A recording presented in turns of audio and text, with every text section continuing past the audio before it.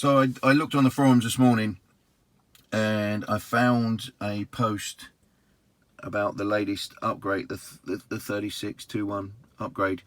That if you go to your settings and you go from advanced to standard and back to advanced, it searches for a software update, and that's what happened with mine. I don't know if that's coincidence or if it just happened, but I wanted to give you a quick overview of how I feel the changes are. I think the car feels tighter. It's a Model 3 Performance. I think the car feels much tighter than before. Certainly in reverse, it just feels like it's the motors are tighter and harder to move. Not that that's a bad thing. The one pedal braking is excellent. I love it. And I challenged myself. I've just been to Reading and back, and I challenged myself to see if I could not brake, but I had to brake a couple of times, more for people pulling out on me than anything else. The autopilot, it's got standard autopilot. The autopilot was great on the A329 and the M4 where there's roadworks going to Reading. Stayed in the lane really well.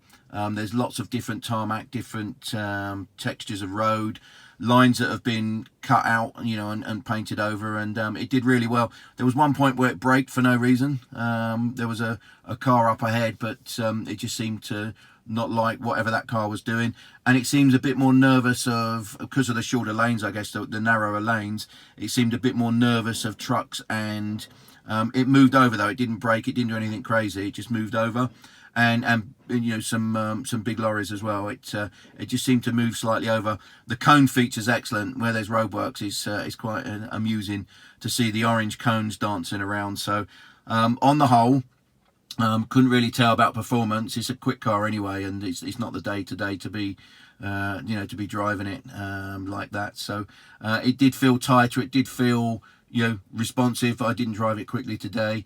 In reverse, it's a lot tighter. You really have to move it in reverse rather than it sort of rolling back, but I like it. Some people won't, some people will, but I like it. Really pleased that I looked on the forum this morning and found that little update about how you could potentially get this software to come down.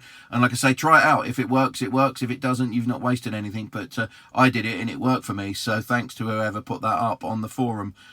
That's pretty much it for this one. I'll be reviewing soon again. Let me know what you want to see, what you want to hear about the car, or if it's the Alfa Romeo Stelvio QV, or if it's the Alfa Romeo Force C, which won't be coming out this time of year that much anyway. But let me know what you want to see in here. I'm driving the Tesla more than anything at the minute. We did Cardiff the weekend, and it performed excellently. We're probably getting, from the full tank, we're probably getting about 220 miles, not the 300, or the full battery I should say, not the tank. But yeah, let me know, like, share, and subscribe. I'll speak to you all soon.